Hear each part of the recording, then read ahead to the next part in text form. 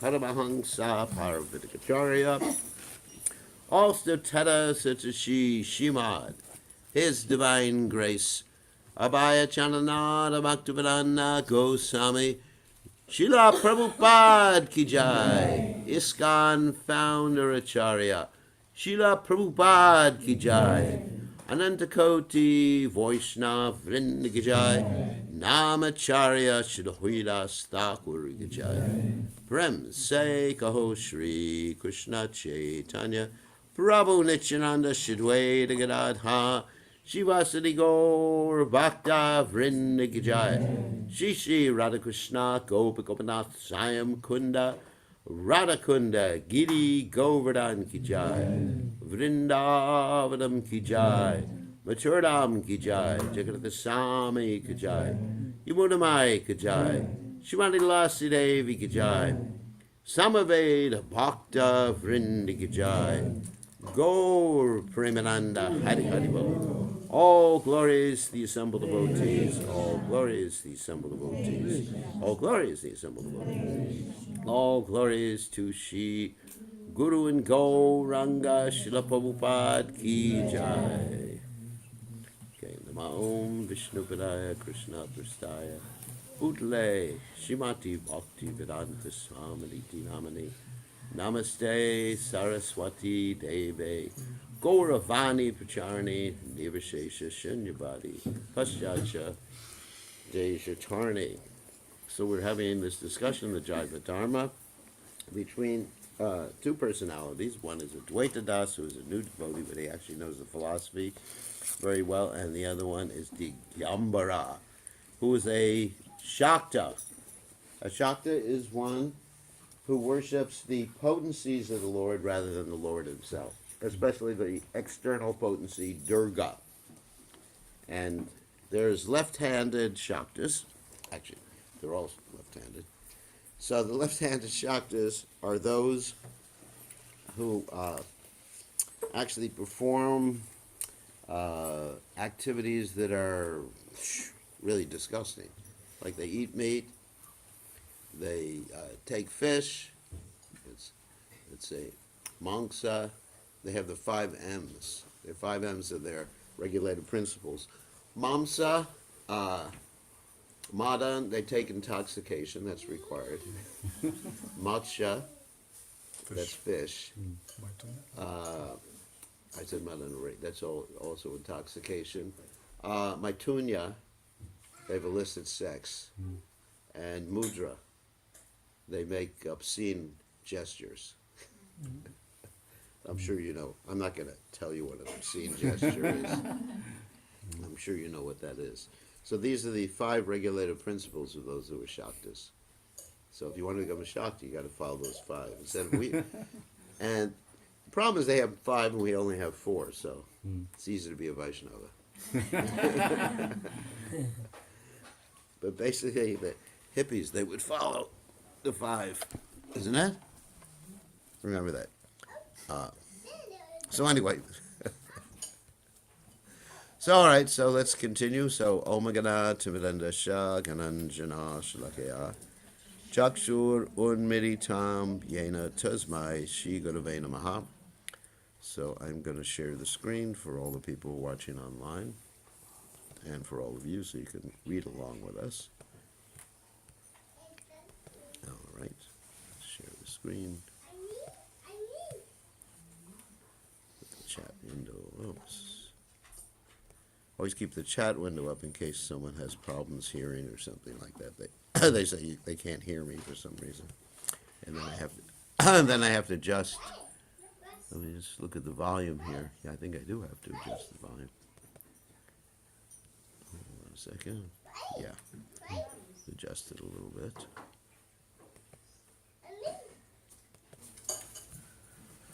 Okay. All right. All right. Hare Krishna, Hare Krishna. Yeah, they can hear me. Okay, so we have a discussion about Mother Nishtarini. So Mother Nishtarini is another name of Durga. And that's the name that Digyambara uses in his worship of Mother Durga. And his philosophy, just to reiterate a little bit, is that right now, Mother Durga is his mother.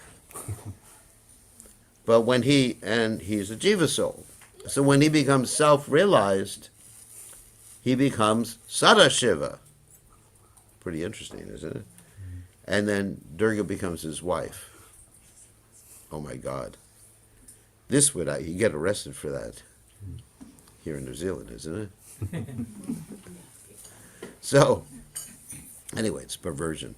So Digyambara asks, so who is Mother Nishtarini? And Advaita answers, Advaita is the devotee, she is Vishnu Maya. That means the energy of Vishnu. Everybody understands? Digyambara opened his book on Tantra and said, here, so this is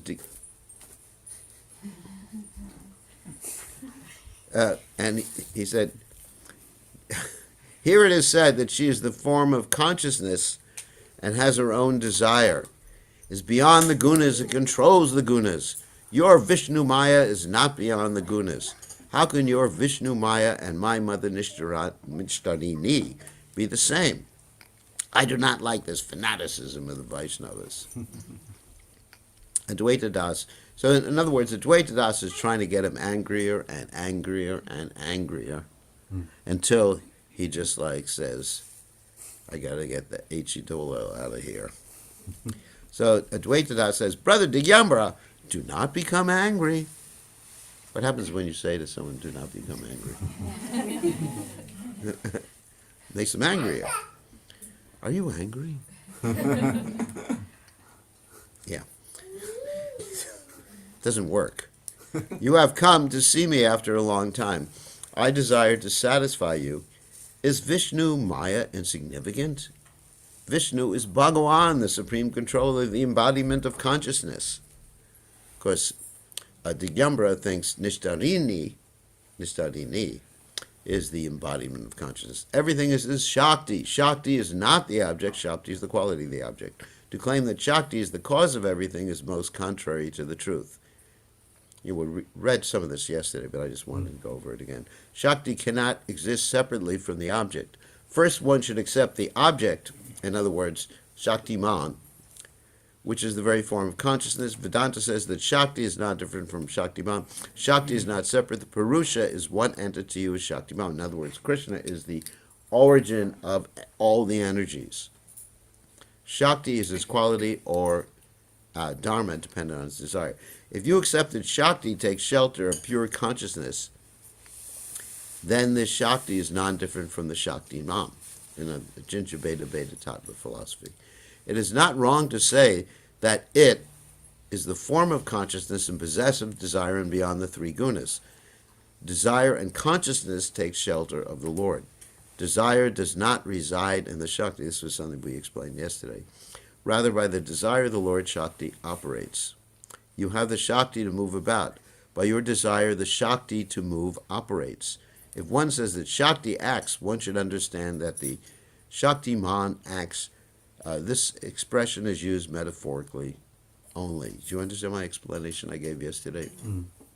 That you can say, I'm not really moving the arm. Remember the arm example? That actually I'm desiring the arm to move, but I'm dependent on Krishna. So it's actually Krishna through his energies that's actually enabling the arm to move. All I can do is desire. That's the only thing the soul can do is desire. And then based upon either the intelligence he gets from Krishna, because Krishna says in the Bhagavad Gita 15:15, Matak Smritir Jnanam Upanam Cha.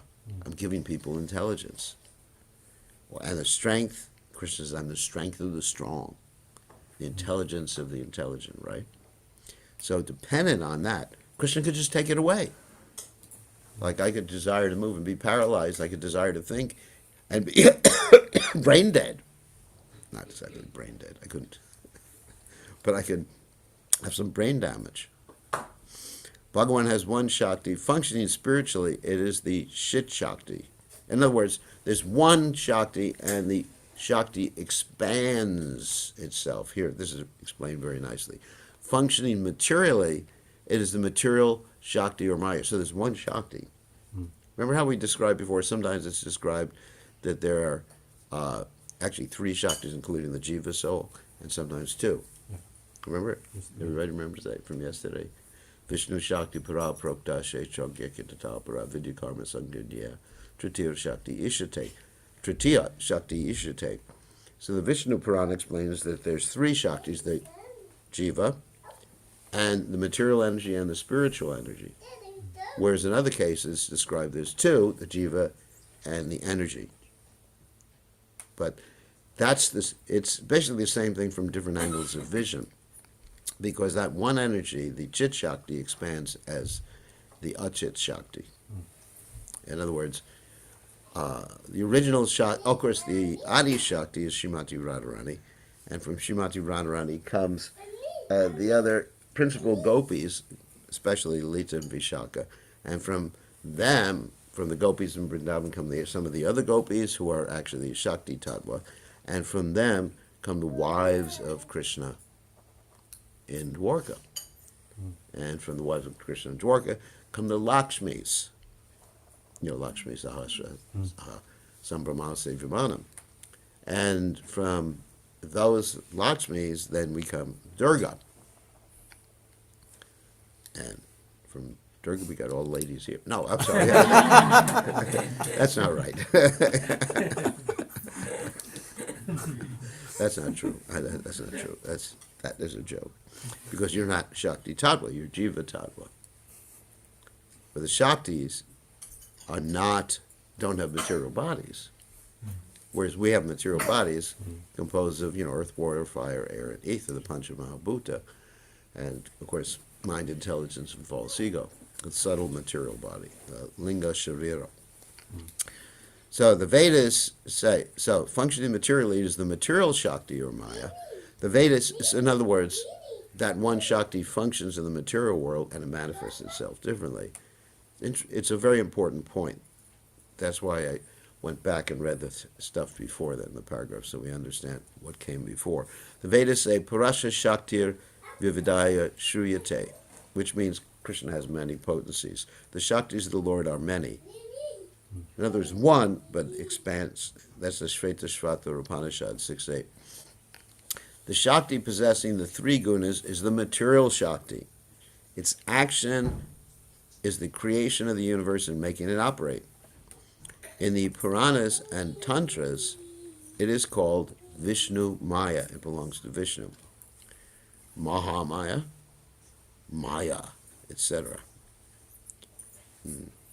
Metaphorically, it is described as the creator of Brahma, Vishnu, and Shiva, and the destroyer of Sumbha and Nishumbha. Those two are described later on in the footnote. As long as the jiva is absorbed in matter, there are two demons. As long as the jiva is absorbed in matter, he is dependent on the Shakti. When the jiva manifests pure knowledge along with understanding his own swarup, he becomes, swarup means his form, swarup, his eternal form. This is not our eternal form. When you go back to God, as we mentioned last night, the bones don't come out of the crematorium. It's kind of hard because there are ashes there, but the bones don't come out of the grave and rise again like some religions think. This is not us. And even the name you get at initiation is not your eternal name. Don't think it has any connection. Devotees sometimes speculate it must have connection with my eternal spiritual name. No, it doesn't. It's just to help you understand you're a servant. That's it. Like someone may be called Krishnadas, but he may be a gopi, and someone may be called Radharani Shakti or something like that, and she may be a Kshatriya. Anyway. He becomes liberated from the rope of Shakti and becomes dependent on the Chit Shakti, it's the spiritual potency, attains spiritual happiness. Digyambara asks, which Shakti are you dependent on? It's a personal question. We are Jiva Shakti, giving up Maya Shakti, we become dependent on the Chit Shakti. In other words, we're always dependent. Then Digyambara said, then you are also Shaktas, followers of Shakti. And it's true. Dvaita Das says, yes, the Vaishnavas are the true Shaktas. We depend on Radhika, the very form of the Chit Shakti. Let me mute this thing.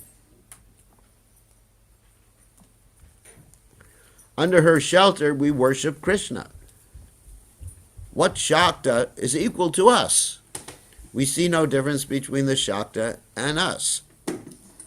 In other words, we are Shaktas, but Shakta based upon the Chit Shakti. Those who have attraction to the Maya Shakti alone, not taking shelter of the Chit Shakti, are not Vaishnavas, though they may be a different type of Shaktas. That is, they are just materialists. He's just really insulting this guy. You see how he's insulting him? In the Narada Pancharaja, Durga says, I am Radha on your chest in the Rasa dance in Vrindavan. From her statement, it is understood there are not two Shaktis. There's one Shakti, Radhika, with a spiritual swarup. She becomes the material Shakti with a material swarup. It's very important information. There's one Shakti, Adi Shakti, who expands. Vishnu Maya is her state without gunas. In her state, Vishnu Maya, the potency of Vishnu, Maya here means potency. In her state without gunas is the Chit Shakti, and with gunas is the material Shakti. Okay, let me give an example. It's like when you're sitting here, then you're engaged in spiritual activities, and when you go to work, hopefully your mind is still fixed on Krishna. That's your material aspect. Does that make sense? But, it should be spiritual in both cases. That's why Durga is called Vaishnavi. That's a name for Durga. So even though she's doing her material work, she's still Krishna conscious. So even though you're doing your material work and driving an Uber or whatever, then hopefully, but little would anyone suspect that you're a devotee while you're driving the Uber. Because if you let them know and you start chanting, you won't have any customers. They'll put a bad report about you, right? This person was chanting the whole time he was driving me. He was chastising me for eating meat. So in other words, you have your spiritual side, and when you deal with the material energy, you have your material side. You're doing arti or driving an Uber. So the same, I'm just giving a metaphor here so you can understand. So Krishna Shakti is one, and when Krishna Shakti does arti to Krishna, then that's the internal potency, Yogamaya. And when Krishna Shakti takes her trident and pierces you with the threefold miseries, Adhyatmik, Adhibodhik, and Daivat, that's her job. That's her driving her Uber.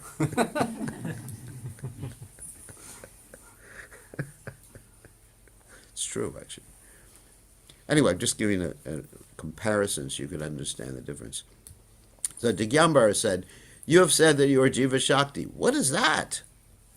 Still, he hasn't gotten it. This guy is just really off. So Dvaita says, in the Gita, the Lord says, what? Bhumirapo and alo vayu kamano, buddhareva cha ahankara iti yame, buddhana bhakvatir ashtada, earth, water, fire, air, ether, as well as their sense objects, pradana, mahatattva, and false ego.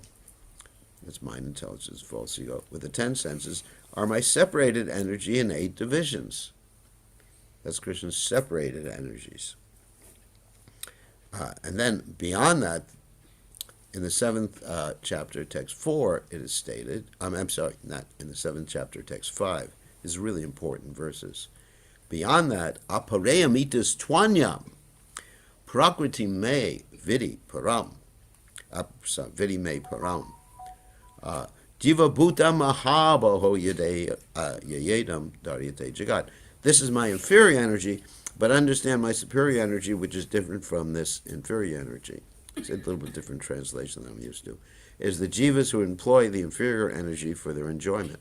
So apareya Itas Twanyam, I mean, it's not only beyond it, apart from that.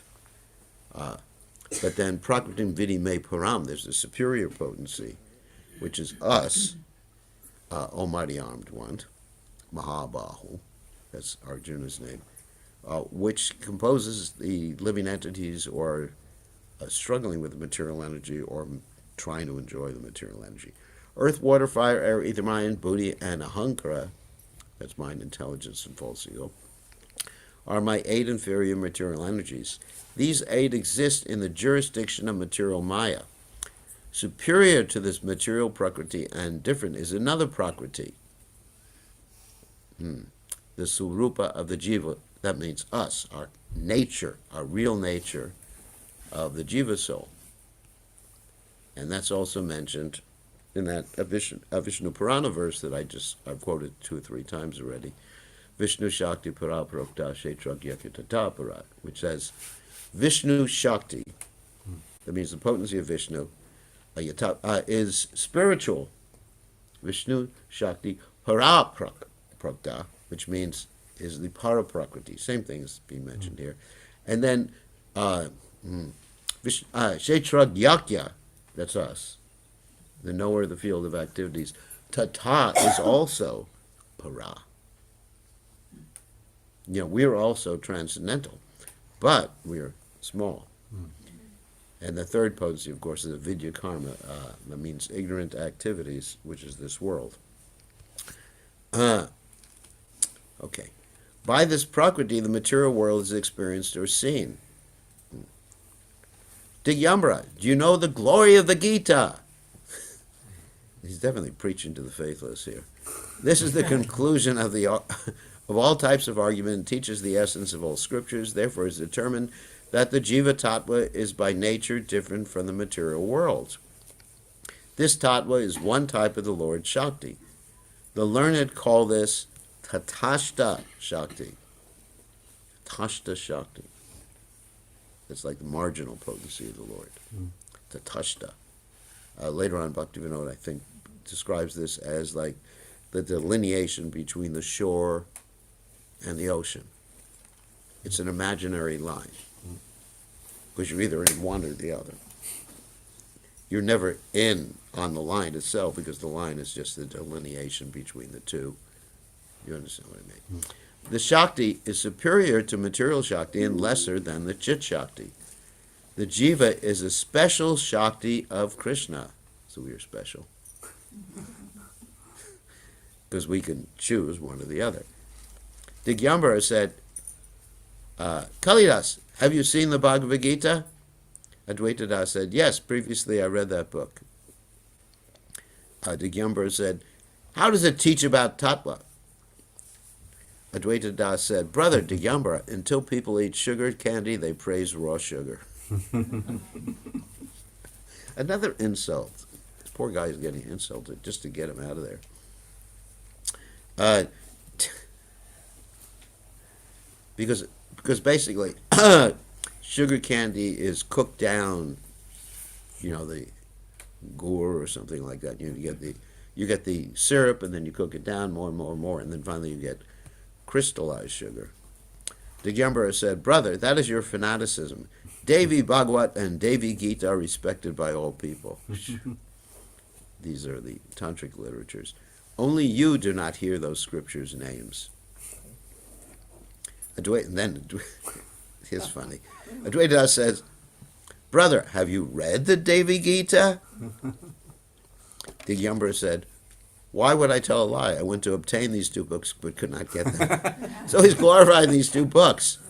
And he never read the books. Advaita Das says, how can you say a book you have not read is good or bad? Are you not the fanatic? Digyambara says, brother, I have been afraid of you for some time. You were very talkative. Now, after becoming a Vaishnava, you're even more talkative. You cut down whatever I say. Advaita Das said, I'm a low, worthless fool, but I see that except for Vaishnava Dharma, there's no pure Dharma. You have hated Vaishnavas for a long time and did not see your path of auspiciousness. These are really like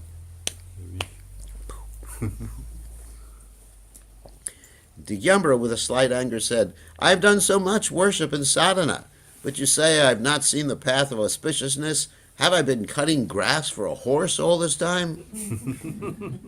See this analogy of Tantra? Did it not take a little work? Anthology, because he wrote an anthology, that means a compilation of the Tantric literatures. But he didn't even read the Tantric literatures, all of like the Devi Gita. You criticize civilization and science and are proud of being a Vaishnava. What can I do about that? Let's go to an assembly and see what they say is better, you or me. Advaitadas, thinking of destroying this bad association, said, oh brother, when you die, what is the use of your civilization and material science? Digyambara says, addressed him by his previous name, Kalidas, after death, what will remain of you also? As long as one lives, accept fame among people of civilized behavior, obtain bliss through the 5 enjoyments. So this is what I talked about before. Wine, meat. At least he didn't drink Scott. You know, what is that? Whiskey, Scottish whiskey. You know, it's just, wine isn't so intoxicating. So, if you have to drink, just do wine. Because it's not as bad as whiskey, right? Yeah, wine, meat, fish, wealth, and women. Ma Nishtarani will keep you in an appropriate place after death. Since death will happen, why endure such pain now? When your body mixes, this is atheistic stuff, when your body mixes with the 5 elements, where will you be? This samsara is Maya, Yoga Maya, Mahamaya. She can give you happiness, and after death definitely liberation. There's nothing except Shakti. You know, he's really angry right here. You can hear his tone of voice. Everything arises from Shakti and returns to it. Serve Shakti. See the strength of Shakti in science. Increase your power of yoga with effort. Finally, there's nothing except this invisible Shakti. From where have you brought the story of a concocted conscious Purusha? In God, you know. Believing in this tale, you will meet with difficulties in this life and even more than me in the next life. Do you not know this? What is the use of a Purusha? God. Just serve Shakti. Merging into Shakti, you will have an eternal position. Advaita Das said, brother, you have become bewildered by this material Shakti. If a conscious Purusha exists after death, what will happen to you? What is happiness?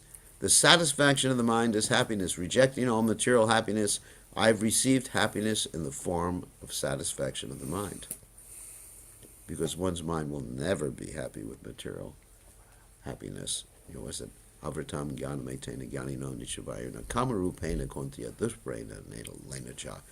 Every time you acquire something, your desires further burn. It's like throwing, the example Prabhupada gave is like throwing petrol into a fire to put it out. Rejecting all material happiness, I've received happiness in the form of satisfaction of the mind. Whatever exists afterwards, that is mine. You are not satisfied. Whatever you enjoy increases your thirst for enjoyment. You know, so the preaching is getting heavier and heavier here. You do not know what happiness is. You float around enjoying, but one day you will fall into the ocean of suffering. See how it's escalating? Whatever, Digyambara said, whatever will happen. Why do you give up good association? Advaita says, I am not giving up good association. Rather, I've attained good association. I try to give up bad association. Digyambara said, what is bad association? Advaita says, do not become angry. Listen to what I say.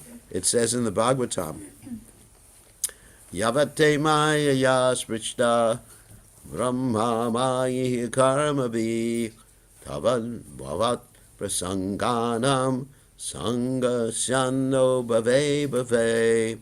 As long as we wander about in this world because of our actions contaminated by Maya, we want the association of devotees, life after life, Bhagavatam 4:30. 33. Sadhanvi saha sangastu nakartavya kadachana yasmatsaratra hanishad adapatash chajayate. One should never associate with materialistic persons like you, the emperor. For by doing all one's assets are lost and one falls from his position. That's from the Hari Bhakti Vilas by Sanatana Goswami, 10:294. Katyayana Samhita says, Param hutavaha chola apanjaranta vyavastitihi nishori chinta vimukha jana sanghasa vaishasam. Better I burn in a blazing fire or remain forever caged. Wow. Rather than experience the pain of having association with a person who is inimical to Krishna. It's heavy, isn't it? Actually, Rupa Goswami says a similar thing is better to be. He just paraphrases this: better to be in a cage of fire rather than be in the association of people not Krishna conscious. So you may say, well, I have to go to work. What am I going to do? I have to drive an Uber. And very few devotees hire Ubers because they don't have enough money. So right? They take buses. So the point is, you don't associate intimately. You don't reveal your mind in confidence. You don't hear from others in confidence. But you're still compassionate towards everyone. So you don't take the association. Because we have to, just because of living in this world, and we're not Babajis, we're not living on the banks of the Ganges River. We have to really be physically present with other people. But we shouldn't be inimical to them. We should be compassionate towards them, but understand that association can actually influence us.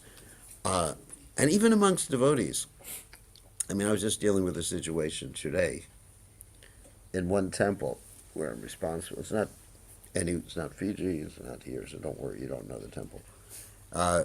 There's two devotees moved into the community, and these devotees are Ritviks. Anyone here know how to spell? And these two devotees rejected their bona fide spiritual masters.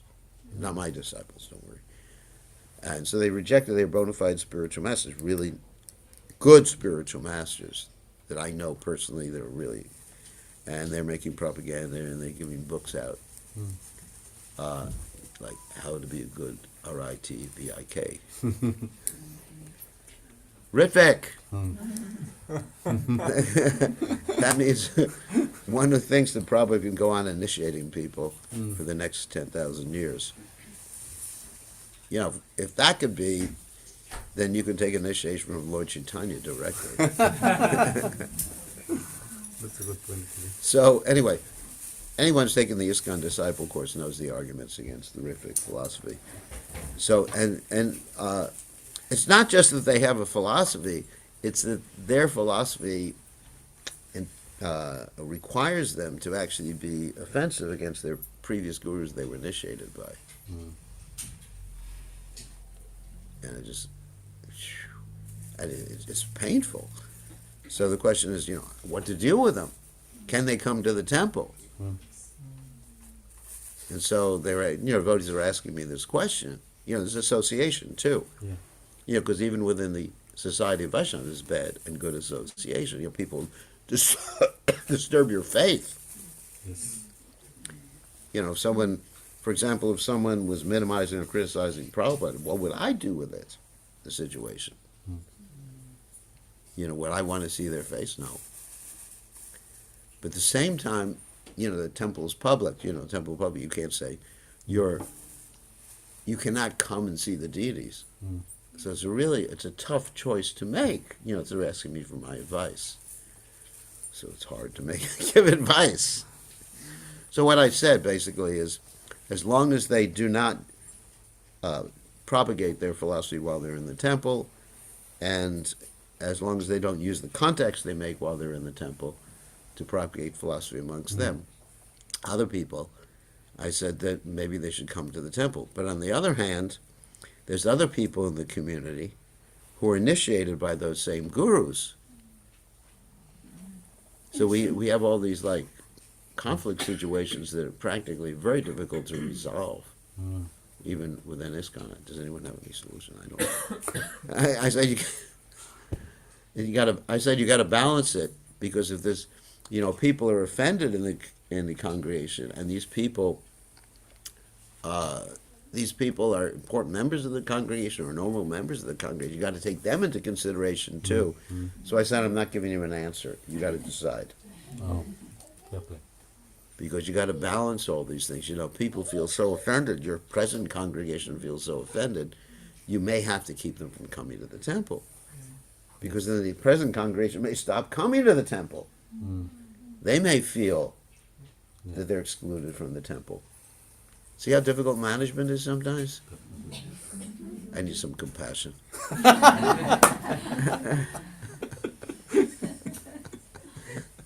Everyone thinks being a Jew is good. You just tell people and the guru is easy. But you come up with all these situations where you can't really, there's no objective answer to them. Isn't it? So that you have to throw it back to the people to decide. And you both ways. Yeah. You can't. It's like avoidance. It's a conflict situation. So they have to decide, because if it starts to tear apart the congregation, you may have to do something. At the same time, it's a public place. You can't prohibit people from coming. So you may have to do something like, you can come, not when this congregation is there. You can come at other times to see the deities. But even that, it's not proper, because really we're not supposed to be excluding people from our spiritual programs. So there's no win. Unless one of you is more intelligent, wants to take my position. Fine with me. I'm willing to resign if someone wants to take my position. But this couple both had bona fide spiritual masters. And those spiritual masters also initiate here in New Zealand too. Not me. It's not me. Yeah. But they're also initiating here in New Zealand. Okay. They're important spiritual masters who initiate here in New Zealand. So you could be facing the same thing. Think about it. Yeah. So it's not, it's just really, these are important spiritual masters who have many disciples all over the world. Whew. Okay. Thank you for feeling sorry about me. So this is we're talking about association. That's not good association. To deal with people who are fan Vaishnavas. And then we have another one in that same community who's distributing Ritvik books. So it's a very interesting exercise for me. So, all right. We'll continue. We got a few more minutes. Sacham Shocham Dehamonam Buddhi Shri Shakshama Samo Damo Avagoscheti Yat Sangad Yati Sangshiham. From that association, bad association, truth, cleanliness, mercy, silence, intelligence, beauty, shyness, fame, forgiveness, control of the mind, control of the senses, and good fortune are destroyed. Wow. So there's several types of bad association. One is the offender, and the other one is just like the abject materialist. Understand? Those are two types of non-Vaishnavas. One who commits offenses, and one is the abject materialist. Abject means, convinced, whatever, dedicated, material bhakti. Okay. Phew. It's really heavy. You should remember these verses. I mean, you don't have to memorize them, but remember the import of them. Tesh Vishanteshu Mudeshu Kanditatmash Vasadushu Sangam Na Kuryach Chocheshu Yoshit Kridam Regeshu Cha One should not associate with sinful, violent, foolish, destroyers of the self, the most lamentable people, the playthings of women.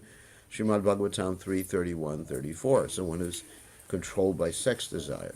That means, and women who are the playthings of men. Both things. Equal language.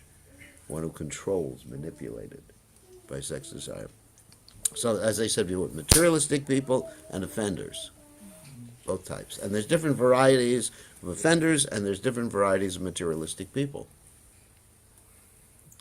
Some people are lusty, some people are greedy, some people are violent, some people are atheists, some people are foolish. And there's so many varieties. Paramagato pi vedanam sarva shastrartha vedyapi yona sarveshvare bhaktas tam vidyat purushadamam. Even though one may have gone to the other side of the Vedas, and even though one is well versed in all the revealed scriptures, if he is not a devotee of the Supreme Lord, he must be considered the lowest of mankind. But be careful how you apply this stuff. You are the lowest of mankind because you haven't joined the Hare Krishna movement. But if they're a devotee of God in any religious tradition, that is acceptable. It's for Garuda Purana. Prayasyatani chirnani narayana paranmukam nanishpunanti rajendra surakumbam ivapagaha. O king, even great atonement does not purify persons who are opposed to Narayan, just as many rivers do not clean a liquor pot. Atonement means material atonement, not chanting Hare Krishna. Material atonement is compared to the elephants bathing, Kundra Shochar. But chanting Hare Krishna is different. It does cleanse you, even if you were a rascal before. Bhagavatam 6.1.18. So remember that Dvaita Das is saying this to his friend Gyabar. See, we almost finished. Right?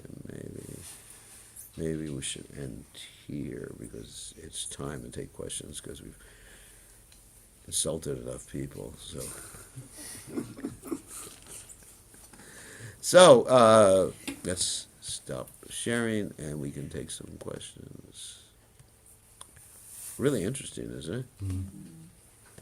These cautions about bad association. Okay, I'm unmuting everybody. So, any questions here with the Prabhus and Prabhis? Yes. You have a question? Yes. Okay. Yeah. Sometimes we are very confused with Kali and Durga Yeah. and Radharani. Yeah. Are they same or not? Okay. So there's one Shakti, and that Shakti expands as Durga, and one of Durga's forms is Kali. Durga, Durga has many different manifestations. There's Bhadrakali, Mahakali. These are different manifestations. Just like we have Krishna, and he has different, there's Mahavishnu, Garbhodakshai Vishnu, Shirodakshai Vishnu. So Krishna's Shaktis can expand, even the material Shakti, who is Durga, can expand in almost unlimited ways and unlimited forms. Even like Lord Shiva, you have like the Rudra incarnations, the 11 Rudras. And then you have Shambhu, who is the progenitor, the one who implants us within this material world. So you have different manifestations of Lord Shiva. Just as Krishna has expansions, Krishna's Shaktis have expansions. So Kali and Durga are the same person, but different manifestations of the same person. And the internal potency coming from Radharani expands in the material world, just like Krishna expands in the material world to become Lord Shiva. In the same way Radharani expands in the material world, the Shakti expansion, to become Durga and Kali. Is that all right? Yeah. But some say that Kali eats meat. No, Prabhupada explained that Kali's followers eat meat. Vaishnavi, I think. She's Vaishnavi. She doesn't eat meat. There's this description in the fifth canto of the Bhagavatam about Jadabharta. You've heard of Jadabharta before? Mm. Jadabharta one time, second birth as Jadabharta. First he was Bharat Maharaj, became a deer. Next birth he took a birth as Jadabharta, which means dumb Bharta. So he acted dumb so that nobody would ask him to do any work. He wouldn't have to drive an Uber. So, nobody told him to get married. Nobody told him to do anything material. Just thought, this is great, Leave me alone, I'm just chanting. Anyone comes to him, he cleans himself at the wrong time, doesn't clean himself. His Brahman thread is so dirty that, it's completely black. His father tried to help him. His father died because he was trying to help him too much.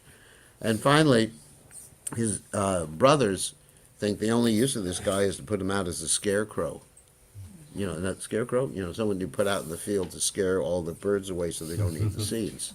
So he's put out there in the field like that.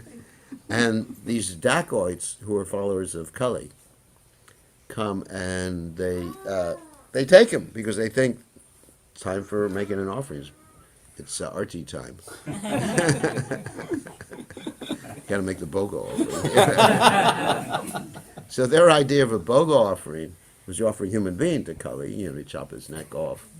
And that still is going on in India, actually. There was one of my friends who, before he became a devotee, was riding a motorcycle around India. And he ran into this guru, not Hare Krishna guru. And he ran into this guru, and the guru said, can you help me a little bit? I need these ingredients for the sacrifice. And he was going around finding the ingredients. And fortunately, he talked to a station master, a train station. And he said, I'm looking for these ingredients. Where can I find them? And the station master said, who are you doing this for? And then he said, well, this Guru Maharaj, I'm doing it for. And the station master said, you better get out of here. Get on your motorcycle and ride far away, because the last person who did that ended up being killed. So that's not recent. It's like 40, 50 years ago that happened. But you actually may still find those things going on. So anyway, so let's get back to the story of Jadabharta. So the dacoits took him, and they thought, we'll make an offering to him, as him, or he will be the offering. And so they put him in front of Bhadrakali, and he's a great devotee, pure devotee at this point. And they're saying their mantras, Kalima, Kalima, Kalima. And then what happens is they get the sword out to chop his head off, this big chopper sword like that. And the Kalima, the deity, splits open, comes out with all of his associates, and they use the same sword, or the swords of the dacoits, and they cut off all the dacoits' heads. And the followers of Kali are taking the dacoits, headless bodies, and drinking, just like, if I had a glass of water I could show. As the blood is spurting out of the neck. I don't know if you ever tried that, cutting someone's neck off. With goats. Does the blood spurt out? I've never seen it. Yeah, even chicken. You've seen it? Oh my God. That's when I was in Demon. You need to do some prayaschitta. Atonement. God. So anyway, so the blood is spurting out, and they go. Prabhupada was asked, did Kali do that? And he said no, just her associates. Her associates. She's a vegetarian because she's Vaishnava. And then there's also the description of Durga in Chaitanya Mangal, how she was wanting Mahaprasadam, and she became very happy. Shiva wouldn't give it to her because he thought she is in Maya. She's Maya, material energy. And then she proved that she was Vaishnavi, and Lord Vishnu agreed to come down and not only give it to her, but to give it to all of her children, us. And that's why we get Mahaprasad. That's in the Chaitanya Mangal. You've read that? Yeah. Some of you may have read that. That's the journalist. Okay, good question. Who else has a question? No? It is online. Yeah. You mentioned other day that even gunas come from the spiritual world. The gunas are reflections. Everything we see in this world. Hello. So, anyways, everything we see in this world is a reflection of things in the spiritual world. Yeah. So we were reading today and it says Vishnu Maya without guna and Chik. No, but there's referring. The guna means the modes of nature, but in other places the word guna just means qualities. Sorry. Okay. So it's like any word is dependent on the context, contextual understanding. Thank you. Does that make sense? Yeah. Gunas. There's the three material gunas, but then we also have guna, of course, means rope too. But it means qualities basically, and so we have, someone may have spiritual qualities, and someone else may have material qualities. But all the qualities in this world come from the spiritual realm. But they're reflected as Bhagavad Gita, 15th chapter describes this, like the banyan tree, that you see as the roots are upward and the branches are down. That's the 15th chapter of the Bhagavad Gita. Okay, yes. Gurudev, it sounds like the Yamara, he's a speculator even within the Shakta philosophy. Yeah, it doesn't sound like he's a good Shakta. Yeah, so, but Shaktas, the good Shaktas, do they actually understand the position of Krishna and they just choose to... Well, there's left-handed Shaktism and there's right-handed. No, the left-handed Shaktas are engaged in breaking the regulated principles. And are their scriptures considered to be part of the Vedic scripture? That's an interesting question. I'm not familiar with the Devi Gita. Never read it. Have to admit, never read it. But there are shastras, like Puranas, for people in the mode of ignorance. Yeah. Where there's 18 Mahapuranas, and 6 in the mode of ignorance, 6 in the mode of passion, 6 in the mode of goodness, and Bhagavatam is the Mahapurana. Because I thought that, I assume that in the Vedic, whatever is in the Vedic context, they kind of point to the right direction. Ultimately, but people misunderstand it, misinterpret it, yes. Ultimately, but Trigunya Vishaya Veda Nishtragunya Bhavarjana, the Vedas mainly deal with the 3 modes of nature, trying to get people to accept something superior. Just like Prabhupada said that even if we find the aboriginal cultures and they're worshipping the sun and the moon and have no concept of philosophy, that's good because they're accepting something superior. Whereas the modern people may be in a lesser position because they're thinking, scientism. There's nothing superior. Where at least some of the primitive cultures, what we call primitive, are actually much more advanced than the modern culture. Because they understand there's superior forces. And, they worship the sun and the moon. That's a step up like that. So even the worship Shakti is a step up from being an abject materialist. It's not a bad thing. However, one should not decry or criticize those who worship God. And God is Shaktiman. All right. So, let me take a question. There's a question online. We don't want to ignore all the Prabhus here. There's 28 people watching here. Hare Krishna Guru Deb.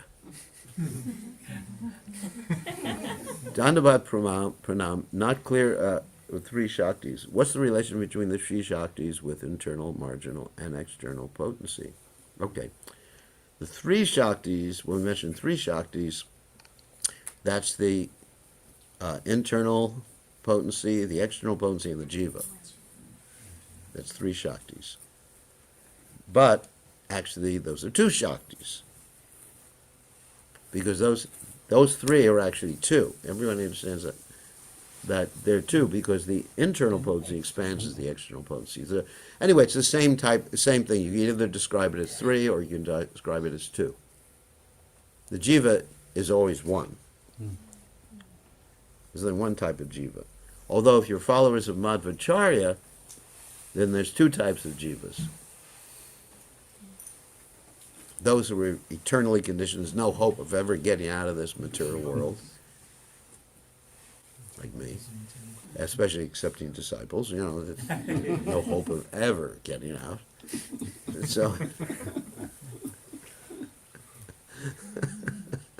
no, but, they're so materialistic, there's no hope.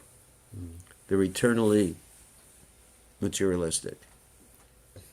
That's what Madhvacharya teaches. Of course, we don't teach that.